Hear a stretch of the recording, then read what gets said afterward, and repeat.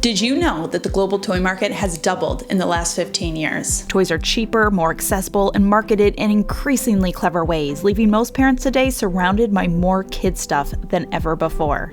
It constantly leaves me wondering, what are we even doing here? Do my kids actually need all of this? Couldn't it be easier with less? So when I heard about the 4-toy rule, each kid only gets 4 toys, I was in.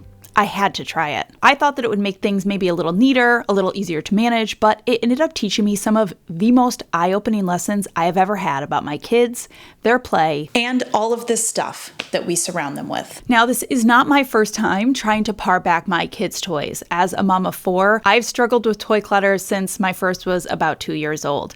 I've done huge toy detoxes. I've done toy rotation systems. I honestly feel like I am constantly decluttering their stuff. But the clutter always creeps back in, and I know I'm not alone. Studies show that the average child brings 70 toys in every single year.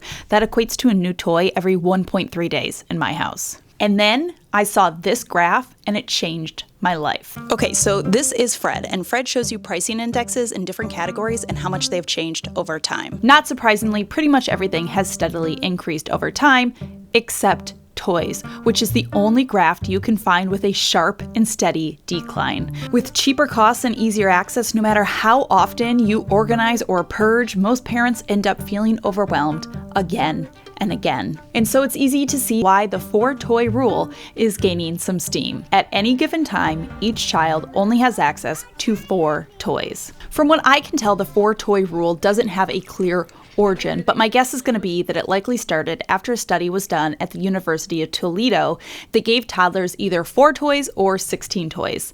It found that those kids with 4 toys played for longer periods of time and stuck with a single toy for longer.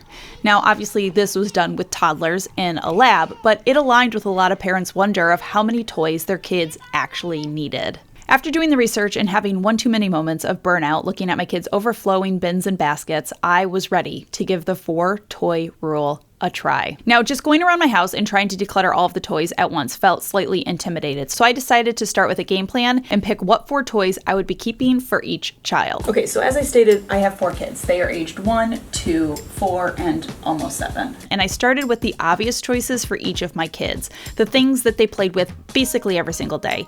And it was actually surprising to me that it was really only 1 or 2 toys per kid that they played with every single day. Like, I had to have them out. And so that left the other slots for each kid as rotation toys. If they had out a play piano and they wanted something else, then I would allow them to swap out the play piano for it. Now, I ran into some hiccups along the way of planning. Like, if I was going to keep out the music, was that the whole music bin or was that just one instrument? I decided to keep the bin for now and reevaluate as the experiment went on. When I came across books, this was my next hiccup. Do books get included in this?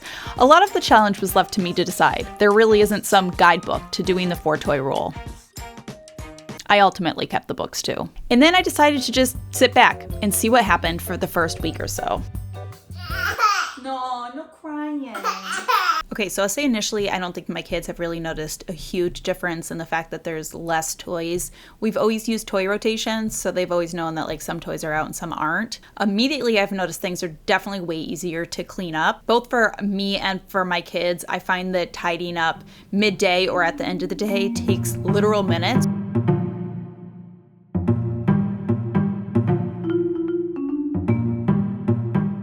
Are you reading books inside of a box? You're gonna close the door here. Bye-bye, Tate. Okay, so today my son asked to get out magnet tiles. So I told him that we had to pick something to swap out for the magnet tiles.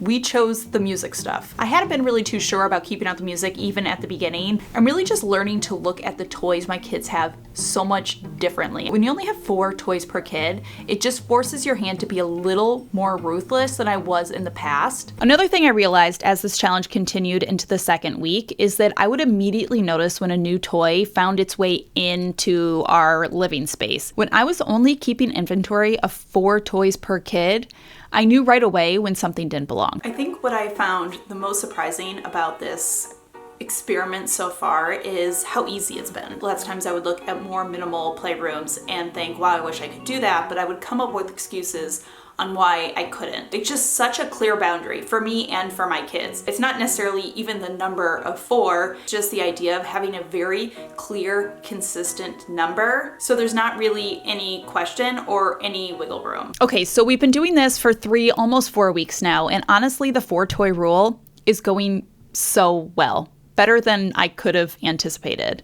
First up, cleaning is minimal. It can look really messy, but then it only takes a minute or 2 to put everything away. Number 2, my kids are playing just as much as they always did with less toys, and I bet they might even be playing more. Number 3, I find my kids playing in way more creative ways than before. We've seen blocks be houses and forts and beds and food. The other weekend, my son used a ton of old boxes to create an entire home for their dollhouse mice. There was handmade tables and doorways and beds and so many little rooms with all of these little intricate details. I found the biggest hiccup is that the toys are still coming in. Every single time I'm at Target, I'm always grabbing something. Well, as parents, we can absolutely slow the flow of toys coming in. We can't stop it completely. There will be birthdays and grandparents and random goodie bags from whatever event that your kid went to. Maybe she's gonna get the dollhouse for Christmas. But the reason that I have found the 4-toy rule the most successful system I have ever used to date is the simple boundary of 4 toys per kid. It helps make everything so cut and dry. Number 5, the biggest shift for me was how it has allowed me to look at my toys and how my kids play with them so differently.